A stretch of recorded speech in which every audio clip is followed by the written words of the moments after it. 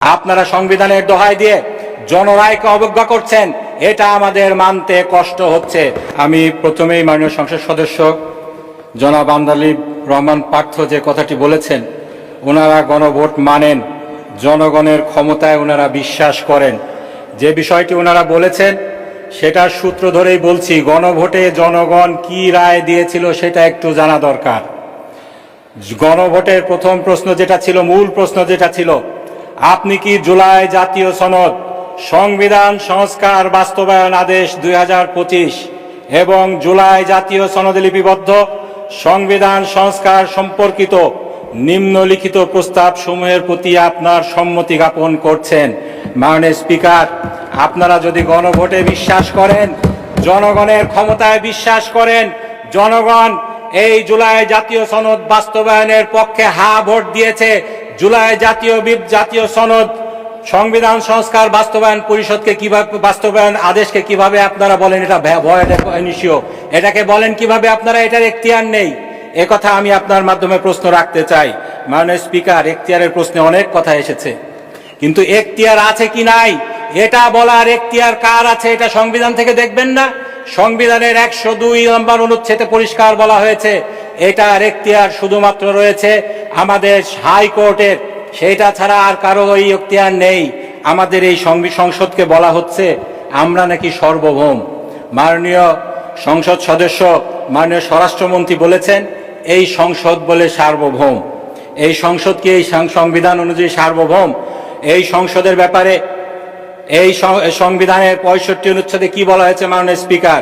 জাতীয় সংসদ নামে বাংলাদেশে একটি সংসদ থাকবে এবং এই সংবিধানের বিধানাবলী সাপেক্ষে প্রজাতন্ত্রের আইন প্রণয়ন ক্ষমতা এই সংসদের উপর ন্যস্ত হইবে।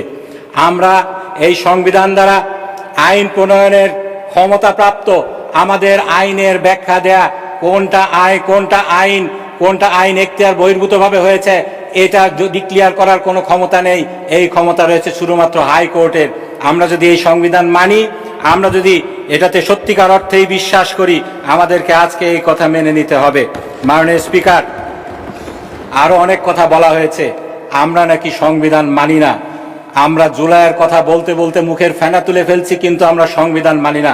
মাননীয় স্পিকার, এ কথাটি ঠিক নয়। আমরা যেটা মানি না সেটা হলো সংবিধানের যে ব্যাখ্যা আপনারা দিতে চেষ্টা করছেন সেই ব্যাখ্যা মানতে আমাদের কষ্ট হচ্ছে। আপনারা সংবিধানের দোহাই দিয়ে জনরায়কে অবজ্ঞা করছেন, এটা আমাদের মানতে কষ্ট হচ্ছে। সংবিধান বলতে আপনারা বুঝাচ্ছেন এই বইতে কালো অক্ষরে যা লেখা রয়েছে সেটা সংবিধান। আমরা বলছি এটা সংবিধানের অপব্যাখ্যা। এই অপব্যাখ্যা করে ফ্যাসিবাদের আমলে আমরা দেখেছি সংবিধানের দোহাই দিয়ে জনরায়কে অবজ্ঞা করা হয়েছে, জনগণের আশা আকাঙ্ক্ষাকে ছুঁড়ে ফেলা হয়েছে। আমরা তার বিরুদ্ধে। আমরা মনে করি সংবিধান যেটা বলেছে সংবিধান সম্পর্কে, এই সংবিধানের 7ম অনুচ্ছেদে যেটা বলা হয়েছে জনগণের অভিপ্রায়, সেটাই হলো সংবিধানের মূল শক্তি।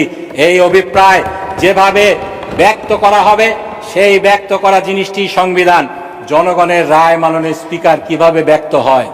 জনগণ যখন ভোট দেয়, জনগণ যখন গণ অভ্যুত্থান করে, জনগণ যখন বিপ্লব করে, তখন জনগণের সেই সাংবিধানিক ক্ষমতার বহিঃপ্রকাশ ঘটে।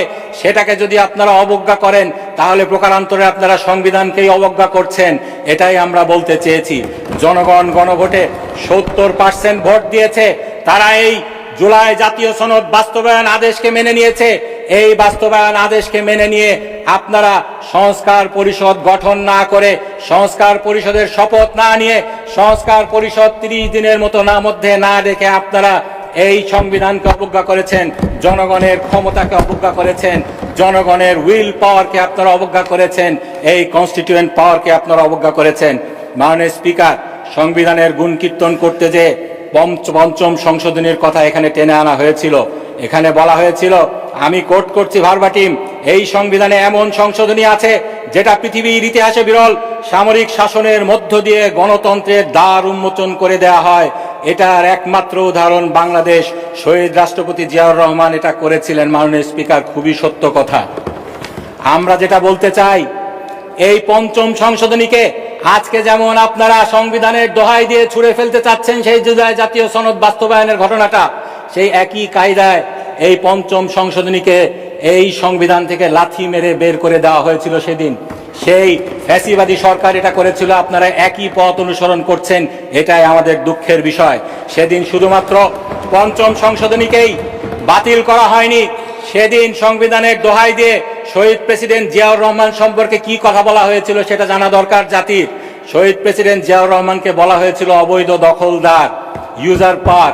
আমি কোট করছি মাননীয় স্পিকার, সেই জাজমেন্টে কি বলা হয়েছিল?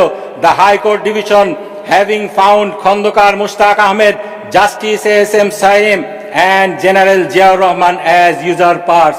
এটার মানে হলো হাইকোর্ট পেয়েছে, যেটা তারা সাব্যস্ত করেছে, খন্দকার মুশতাক আহমেদ, জাস্টিস এস.এম. সাইম এবং জেনারেল জিয়াউর রহমান হলো অবৈধ দখলদার।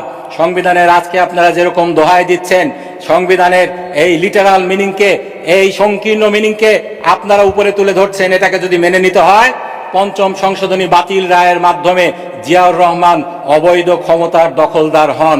আপনারাই এখন বিচার করুন, আপনারা কি সংবিধানের দোহাই যেভাবে দিচ্ছেন এটা মেনে শহীদ জিয়াউর রহমানকে আপনারা ক্ষমতার অবৈধ দখলদার হিসাবে স্বীকার করে নেবেন কিনা? মাননীয় স্পিকার, এই সংবিধানের দোহাই দিয়ে 13-10 সংশোধনী কেয়ারটেকার গভর্নমেন্টকে বাতিল করা হয়েছিল। বাই দ্য ওয়ে মাননীয় স্পিকার, এই কেয়ারটেকার গভর্নমেন্টকে আপনারা সেদিন পঞ্চম সংসদে মেনে নিতে চাননি, আপনি সেই পার্লামেন্টের অংশ ছিলেন।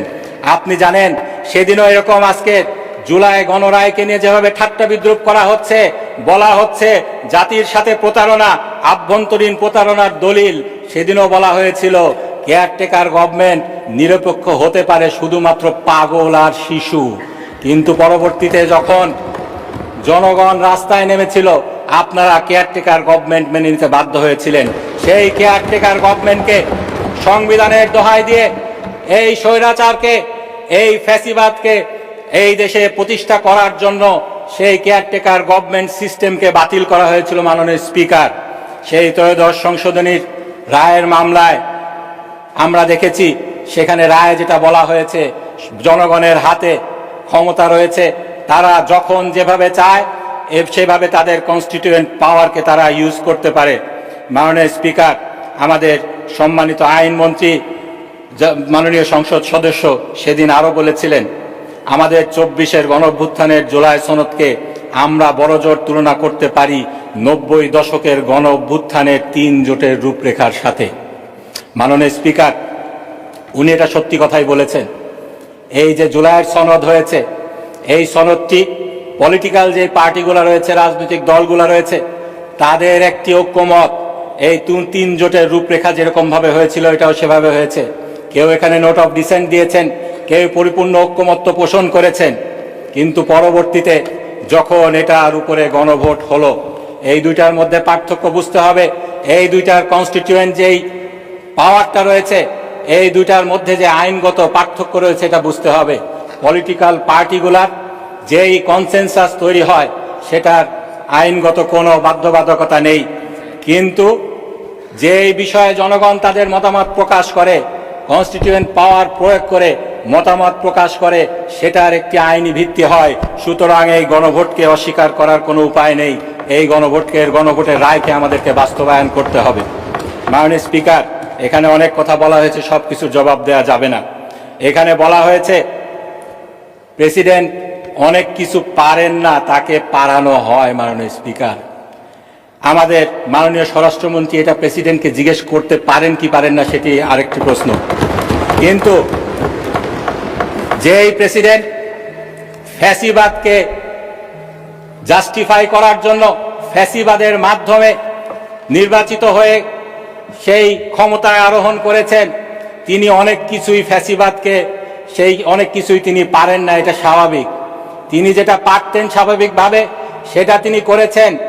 দেশনেত্রী বেগম খালেদা জিয়াকে তিনি যখন দুদকে ছিলেন সেদিন তিনি জিয়া অরফানেজ মামলায় দোষী সাব্যস্ত করেছিলেন, কিন্তু তাকে জনগণ বিপ্লবের পরে অনেক কিছু পারিয়েছে, যার সরাসরি সুবিধাভোগী আজকের আমাদের সরকার দলীয় সংসদ সদস্যগণ। সেদিন তাকে কি জিনিস পারিয়েছিল আমি আপনাকে একটু বলতে চাই। 6/8/2024 যেদিন সংসদকে ভেঙে দেওয়া হয়েছিল, রাষ্ট্রপতি ভেঙে দিয়েছিলেন, রাষ্ট্রপতি মোহাম্মদ শাহাবুদ্দিন, সাথে 3 বাহিনীর প্রধান বিভিন্ন রাজনৈতিক দলের নেতৃবৃন্দ, সুশীল সমাজের প্রতিনিধি এবং বৈষম্য বিরোধী ছাত্র আন্দোলনের নেতৃবৃন্দের সাথে পরামর্শ করে জাতীয় সংসদ ভেঙে দিয়েছিলেন। মাননীয় স্পিকার, আমাকে যদি 1 মিনিট সময় দেন আমি শেষ করে দিব। 1 মিনিট বাড়িয়ে দেওয়া হলো।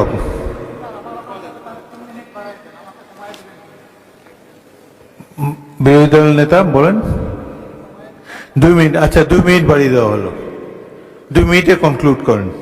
মাননীয় স্পিকার, ধন্যবাদ আপনাকে। সেদিন রাষ্ট্রপতি 3 বাহিনী প্রধানের সাথে সব পরামর্শ করেছিলেন, রাজনৈতিক নেতৃবৃন্দের সাথে পরামর্শ করেছিলেন, সুশীল সমাজের প্রতিনিধির সাথে পরামর্শ করেছিলেন। সংবিধানের কোন বিধি মেনে তিনি এটা করেছিলেন? মাননীয় স্পিকার, সংবিধানের 72 অনুচ্ছেদে বলা হয়েছে রাষ্ট্রপতিকে যদি সংসদ ভাঙতে হয় শুধুমাত্র প্রধানমন্ত্রীর লিখিত পরামর্শ অনুযায়ী তিনি এটা ভাঙতে পারেন। সেদিন প্রধানমন্ত্রী তো ভারতে পালিয়েছিলেন, সেই প্রধানমন্ত্রীর কোন পরামর্শের ভিত্তিতে সেদিন এটা তিনি করেছিলেন? একই সাথে একই প্রেস বিবৃতিতে সেটা বলা হয়েছে বিএনপির চেয়ারপারসন বেগম খালেদা জিয়ার মুক্তিও একই পদ্ধতিতে দেয়া হয়েছে। বিএনপির চেয়ারপারসন বেগম খালেদা জিয়াকে এই সংবিধানের 49 ধারা মোতাবেক 49 অনুচ্ছেদ মোতাবেক মুক্তি দেওয়া হয়েছে। 48-এর 3 অনুযায়ী এ বিষয়ে প্রধানমন্ত্রীর সাথে পরামর্শ করার বাধ্যবাধকতা ছিল। সেদিন কোন প্রধানমন্ত্রীর সাথে পরামর্শ করে আমাদের দেশনেত্রী বেগম খালেদা জিয়াকে মুক্তি দেওয়া হয়েছিল সেটা জাতি জানতে চায়। একইভাবে সংবিধানের 48টি ধারা একে একে সেদিন এই 1.5 বছরে লঙ্ঘন করা হয়েছে, যার প্রত্যক্ষ সুবিধাভোগী আমরা সবাই। এই সংসদের নির্বাচন মাননীয় স্পিকার কিভাবে হয়েছে? 123 অনুযায়ী জাতীয় সংসদের নির্বাচন হওয়া উচিত। সংসদ ভাঙার 90 দিনের মধ্যে সংসদ নির্বাচন হওয়া উচিত। সংসদ ভেঙে দেওয়া হয়েছিল সংবিধানকে লঙ্ঘন করে 26শে আগস্ট 2024 সালে। তারও প্রায় 1.5 বছর পরে নির্বাচন হয়েছে। সংবিধানের কোনো ধারা মোতাবেক সেই নির্বাচন হয়নি। মাননীয় স্পিকার, যেটা আমরা বলতে চাই মোটা দাগে, জনগণের ক্ষমতায় যদি আপনারা বিশ্বাস করেন, আপনারা বলেছিলেন সেই লক, হবস, সোশ্যাল কন্ট্রাক্ট থিওরির কথা, রুসোর কথা, আমি আরো বলতে চাই সেই ইস্তিয়াক পেপারের কথা, যেখানে জনগণের ক্ষমতাকে এই সংবিধানের উপরে তুলে ধরা হয়েছিল। সেই সংবিধানকে যদি আপনারা মানেন, জনগণের রায়কে যদি মানেন,